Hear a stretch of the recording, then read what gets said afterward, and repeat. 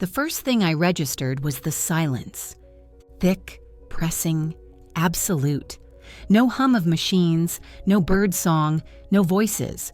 Just the weight of stillness, dense and suffocating, until the second thing arrived. Pain. A low, dull pressure in my chest. My ribs ached, my lungs strained. I tried to shift, but the space around me didn't budge. Wood against my elbows, fabric lining under my cheek, the scent of something artificial, something floral, like lilies, like funeral lilies. Panic crept up my spine, slow and cold. I opened my mouth to scream, but no sound came out, just a rasping breath, like air escaping a tire. My fingers clawed blindly, scraping against satin and wood, confined, trapped, underground, number. My brain fumbled for answers, colliding with images that didn't make sense. Fluorescent lights, a hospital room, a clipboard at the foot of the bed. My sister Marla's voice, soft and syrupy. "It's okay, Evelyn, just rest." A touch on my forehead, a sharp sting in my arm. And then, nothing. A thud above me. Muffled voices. A hollow knock. Then, unbelievably, a voice I recognized, my mother's, delivering lines with theatrical grief. Evelyn Marie Walsh, born July 12th, 1984. Beloved daughter, sister, friend. My obituary. They were reading my obituary. I wasn't dead, I was buried alive. I don't remember deciding to fight. It was pure instinct, rage, survival. My fists pounded upward, every motion agony. Dirt filtered through cracks in the casket, clinging to my face, clogging my throat. I couldn't breathe, couldn't think, just dig, scratch, push. I screamed, the sound strangled and useless, but it helped. It reminded me I was still here, still alive. The lid cracked under pressure, not all at once, just enough to splinter. My fingernails tore, my arms burned. The dirt was cold and heavy and unrelenting, but I clawed through it, inch by inch, my body trembling, my brain screaming. I felt something shift above me, light, movement, and then I was free. I emerged into the night like something reborn, dirt-covered, barefoot, drenched in sweat and fear. The cemetery stretched around me, marble stones glinting in the moonlight. My own name carved in granite just feet away. Evelyn Marie Walsh. 1984 til 2020, gone too soon. I staggered forward on numb legs, my vision swimming. Every step felt like wading through wet cement. The town lights blinked faintly in the distance, a blurred promise of safety. Someone had put me there. They hadn't just made a mistake. This wasn't incompetence, and it was intentional. And I was going to find out exactly why and who. And then I was going to make them regret it. I made it 2 miles before my body gave out. Feet blistered, throat raw, skin scraped and stained with cemetery dirt. I stumbled into the first sign of civilization I saw. A tired roadside motel with flickering neon and peeling paint. I ducked behind the laundry room, heart pounding. I couldn't be seen. Not yet. Not like this. Inside, I spotted a cleaning cart left unattended near one of the rooms. I slipped the passkey from the top tray and let myself in. Room 6. Stale air, brown carpet, a bedspread that hadn't been updated since the 90s. But there was a phone. Old, prepaid, someone's burner, still charging on the nightstand. Perfect. I turned it on and started searching. My name, my obituary, the funeral. The results hit fast and brutal. Beloved marketing director passes unexpectedly in her sleep. Community mourns Evelyn Walsh, 39.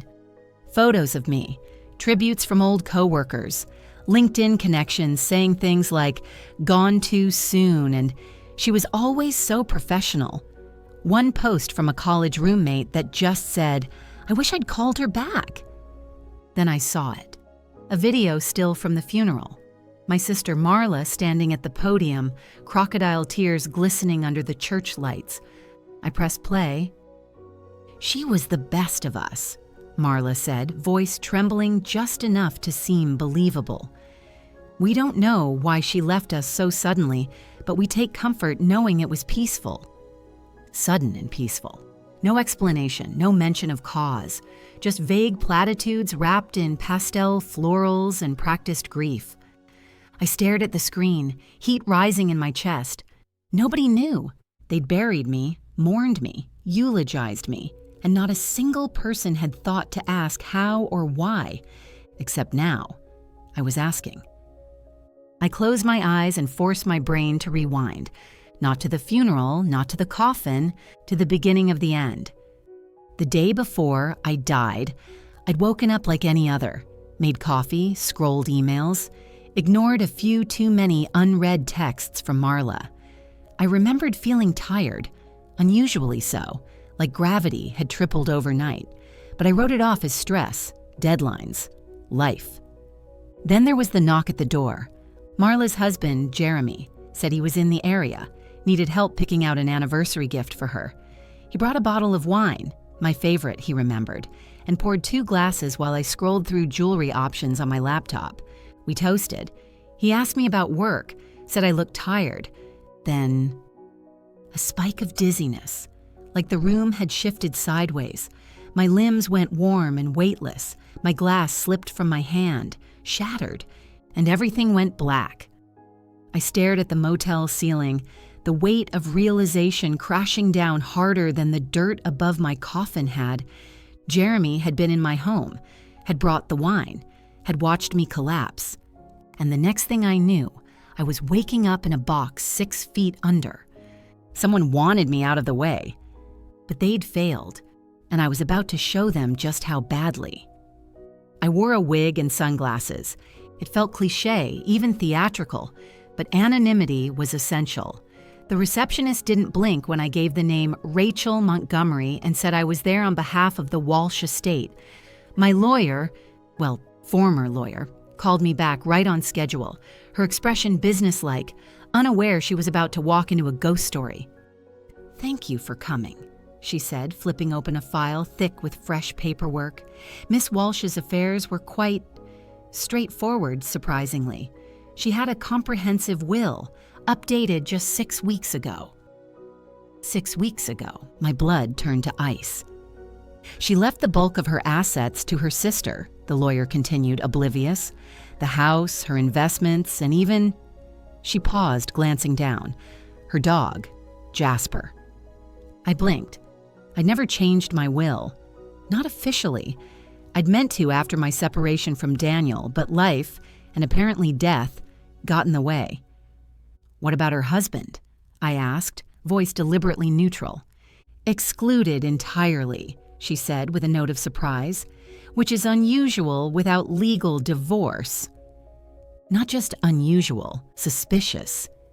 She turned a document toward me, my signature at the bottom, next to a witness line, but I never signed it.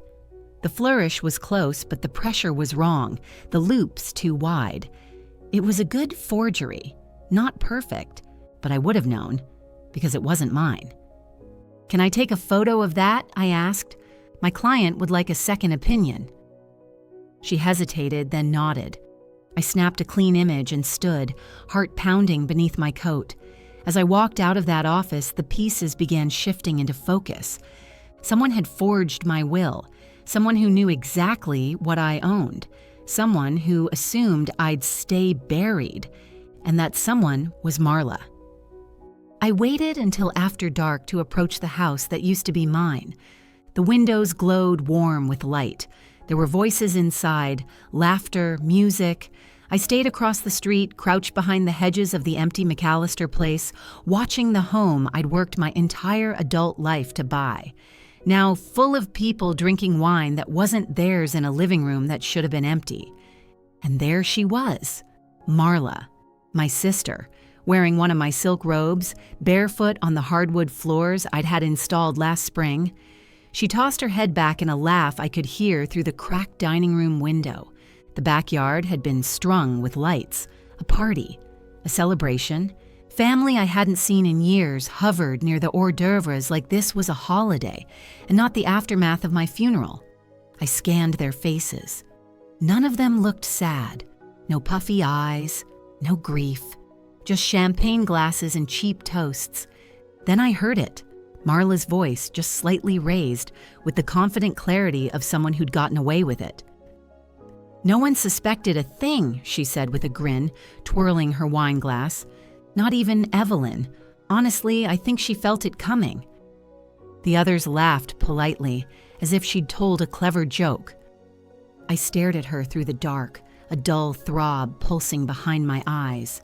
She'd already replaced me, claimed my home, my money, my life, and from the looks of it, she was just getting started. But Marla had made one fatal mistake. She buried me before I was dead, and now she had no idea I was coming back. The dead don't send text messages. That's what makes them so effective. The first one went to a coworker, an old friend who posted a saccharine tribute on LinkedIn 2 days after the funeral. Evelyn always had a way of lighting up the room. R.I.P., old friend. I replied to the number from a burner. You never liked the way I lit up the room. No name, no signature. Just that. Within an hour, she'd deleted the post. The second message went to Marla. I used a different phone, different number. Nice robe. Too bad it's not yours. Attached, a photo of her wearing it taken the night of the party, through the dining room window. Her smile frozen mid-toast. I didn't stop there. 3 white lilies delivered to Marla's office. No note. Just the same type they placed at my casket. An email to my old boss's assistant. She left something unfinished.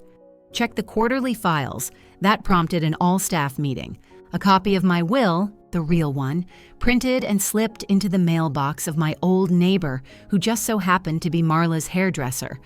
By Friday, the rumors had started. Evelyn sightings, at the farmer's market, at the gas station, a shadow in a rearview mirror, a figure in a crowd. Someone texted Marla late that night. Didn't Evelyn have a twin? She responded with a single word, number. The next day, she canceled her brunch plans and closed all her curtains. Good. Let her squirm. Let her doubt. Let her wonder if her own ghost was clawing its way back through the cracks. Because it was, and I hadn't even started. I broke into my old laptop the same way I'd survived the coffin, slow, methodical, and relentless. It had been wiped. Sloppy work. Deleted files, cleared history, everything reset to factory settings. But they never expect you to check the backups. Tucked inside a folder labeled Taxes 2017 was an encrypted document I'd never seen before. It took me 30 minutes and a forgotten password recovery trick to crack it open. What I found made my stomach lurch. Bank records. Not local, offshore. An account opened 6 months ago under my name, using my ID and signature, but not my email, not my phone number. Transfers of $20,000, then $50,000, then $125,000, all slowly funneled from dormant investments I didn't even know had matured. I remembered Marla offering to help with my finances after my separation. She'd insisted on reviewing things with her accountant. I'd let her. I hadn't cared at the time. The account was real, the money was real, and the motive? Clear as glass. Marla hadn't just wanted the house or the dog. She'd wanted it all. She was bleeding me dry while smiling over Sunday wine. And now she had 500,000 reasons to keep me in the ground. But one question clawed at me harder than any of it. How had she convinced them I was dead? No autopsy, no cause of death, just a tidy certificate and a closed casket. It wasn't just fraud, it was a conspiracy. Someone had helped her. Someone in scrubs, maybe. Someone with credentials. Someone who'd said, she's gone, and signed the paper that made it so. I didn't just need revenge. I needed names. And I was going to drag every last one of them into the light. St. Augustine General looked exactly as I remembered it. Harsh fluorescent lights, outdated vinyl chairs, and the faint chemical scent of antiseptic and denial. I entered through the back staff door in borrowed scrubs, a surgical mask pulled high over my face. The name badge clipped to my chest said J. Levinson, RN. It wouldn't hold up under scrutiny, but I didn't need long. The morgue was in the basement, but I didn't go there. I went to records. The clerk at the desk barely glanced at me. I asked about a death certificate. Evelyn Walsh, date of death, 2 weeks ago. She pulled the file like it was any other. Routine. Forgettable. Signed by Dr. Thomas Halbridge, she said, handing it over. The name hit like a needle to the spine. Halbridge. Tall. Smug. The ER attending who always lingered a little too long around Marla during family dinners. Just friends, she'd insisted. I took the copy and thanked her, but I didn't leave. I found a quiet hallway and waited. After an hour, I spotted her. Nurse Kendra, one of the night shift regulars. Her eyes were tired, but she was sharp. She used to sneak me extra ice chips after my gallbladder surgery 3 years ago. I approached her gently. Do you remember a woman named Evelyn Walsh? 2 weeks ago, brought in unresponsive. Kendra stiffened. Yeah, I remember. She didn't look dead. My heartbeat skipped. What do you mean? I swear her eyes fluttered during the exam. Just for a second. I told Dr. Halbridge. He told me it was residual neural activity, nothing to worry about. Said if I wanted to keep my job, I'd learn not to ask so many questions. I met her eyes. Thank you. Why are you asking? I pulled down my mask just long enough for her to see. She gasped, nearly dropped her clipboard. You didn't imagine it, I whispered, and you're not crazy. I turned and walked away before she could say another word. Now I knew who declared me dead. And I knew exactly why he'd done it. Because he wasn't just Marla's boyfriend, he was her accomplice. Daniel lived exactly where I thought he would.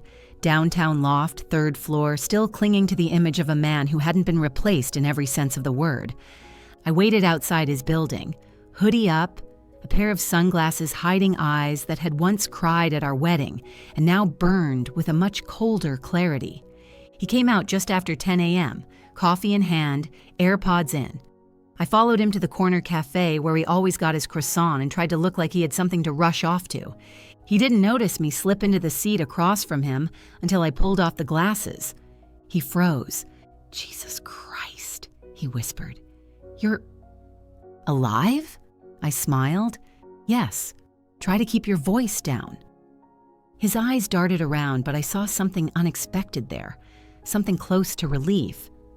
I knew something was wrong, he muttered. That death certificate was vague. The funeral, closed casket. I asked questions. Marla shut me down. I studied him. So you weren't part of it? His laugh was bitter. You think I got anything out of this? Your will was changed months ago. She made sure of that, said you wanted to cut ties, said you were dying and didn't want me to be burdened. My breath caught. She said I was dying. He nodded. She said it started as a neurological condition, that you were slipping. She even showed me fake medical records. I leaned back. And you believed her? I wanted to, because if she was lying, that meant someone was stealing your life in front of me and I didn't stop it. For a moment, we just stared at each other. Two people bound not by love anymore, but by the same woman's manipulation. She buried me, Daniel. She had help. Halbridge signed off on my death. And there's money, an offshore account. She planned this down to the signature on my forged will. Daniel's expression hardened. So what now? Now, I said, sliding him a burner phone. You're going to help me finish what she started. And if I don't, you'll be the next body they bury. He didn't argue. Smart man. Daniel had access to the one thing I didn't, Marla's trust. He played the part well, slightly confused, slightly heartbroken, just enough to get her talking. While she fed him half-truths about closure and grief, I was back-channeling through a friend who owed me a favor at a private security firm. We hit gold in less than 48 hours. My home security system had uploaded footage to the cloud before Marla ever thought to wipe the devices. She didn't know I'd upgraded the cameras 3 months earlier. Higher resolution, better angles, cloud sync every 30 minutes. There it was.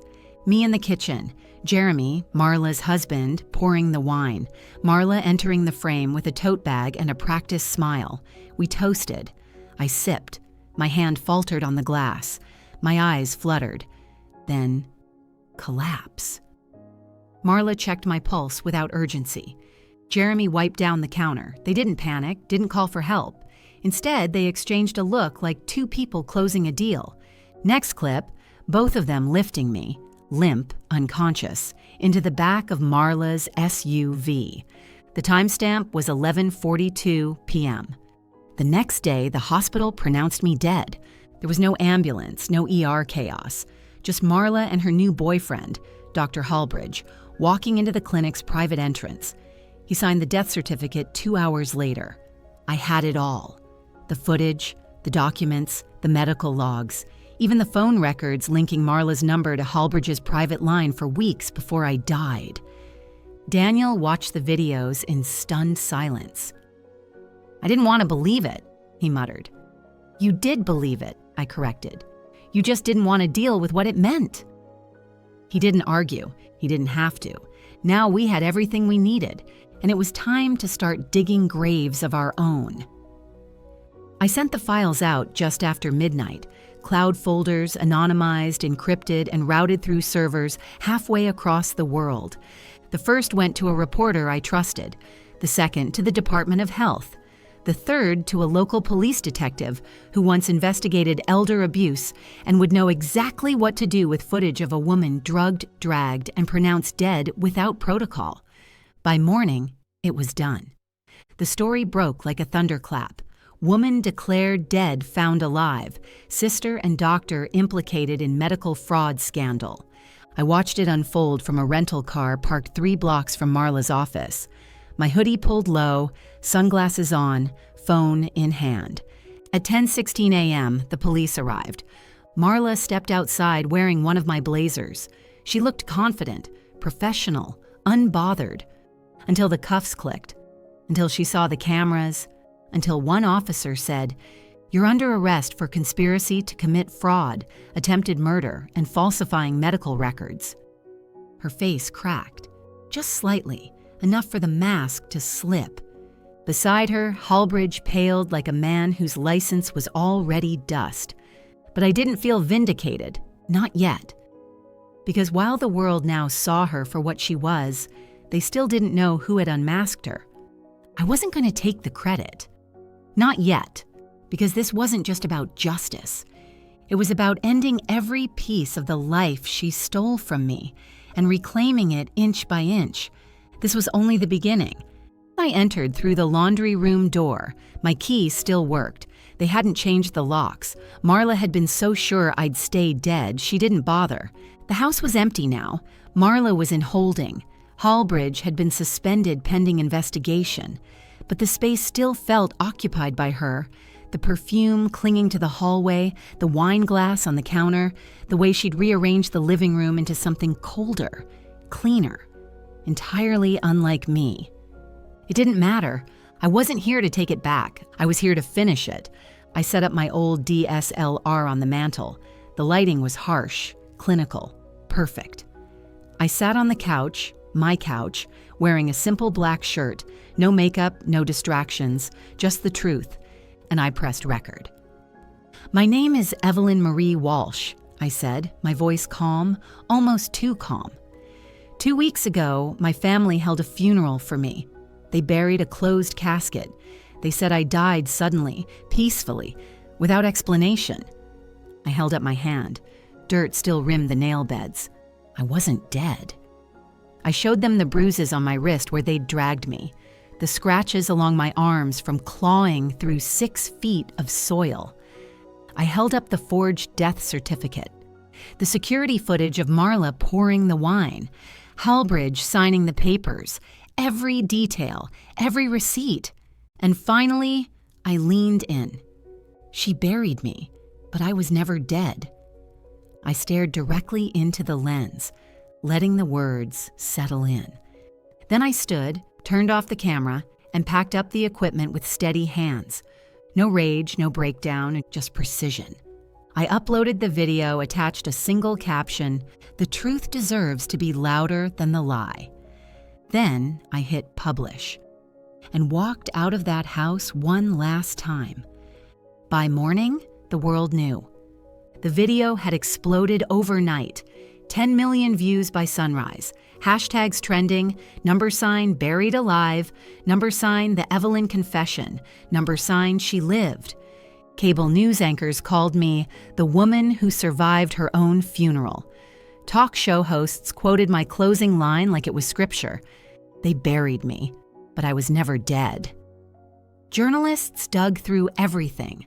Marla's social media, Halbridge's disciplinary record, my medical file. Investigations followed, headlines multiplied, fraudulent death scheme, uncovered in shocking viral video. Sister doctor faced charges after dead woman returns. Marla's mugshot was everywhere. Halbridge's medical license was formally revoked. Within a week, my assets were unfrozen. The house, the business accounts, the stocks, all returned. Even Jasper, my dog, was brought home to me by a trembling paralegal who couldn't stop apologizing. People whispered my name in grocery stores. Women approached me with tears in their eyes. Survivors of manipulation, of betrayal, of being erased. "I saw your video," one whispered. "It gave me the courage to leave." And still, I didn't feel finished. Marla was behind bars. My life was back on paper, but I hadn't truly reclaimed it. Not yet, because what they stole wasn't just money or a name, it was my place in the world. And now I was taking it back, louder than ever. 1 year later, I live in a town where no one knows my name, not the old one. The name on my lease, my driver's license, my mailbox, it's new, clean, quiet. A name that doesn't carry whispers or headlines or viral video captions. I run a small digital design firm out of my home. Nothing flashy, just enough to keep my hands busy and my mind steady. I've learned to sleep without checking the locks twice. Learned that healing isn't loud. It's slow, uneven, private. Daniel visits sometimes, less out of obligation, more from mutual understanding. We meet like old colleagues now, people who survived a shared disaster and know better than to pretend it didn't matter. We don't talk about Marla or Halbridge or the way people still tag me in comments and documentaries and TikToks that recap my story like it was entertainment. We talk about the future, about Jasper, who now spends most of his days sunbathing on my porch, about the way we both still flinch at sudden silences. Today, we visit the cemetery. My headstone is still there. Evelyn Marie Walsh, 1984 do 2024. Gone too soon. The grass has grown over the edge of the stone. Someone's placed fresh flowers, though I don't know who. Maybe a stranger. Maybe someone who still needs the reminder that you can come back from being buried alive in more ways than one. Daniel stands beside me, hands in his pockets. "It's strange," he says quietly, mourning a version of you that never really got to speak for herself. I nod. The sun warms my shoulders. Birds move through the trees above. I feel grounded, alive in a way I never did before I died. "I thought about changing the stone," I say, brushing a leaf off the top. "But maybe it's better this way." Daniel glances over. "Why?" "Because it reminds me what they tried to take." He's quiet for a while. Then he says, "You're not going back, are you?" "No," I reply. "This is the story now." I let my hand rest on the cold stone. The name carved into it doesn't belong to me anymore. It's just a warning label, a monument to a life that ended but didn't finish. "They wrote my ending too soon," I say softly. Then I turn toward the road, toward the life I've built from the ashes of someone else's obituary. I'm writing the rest.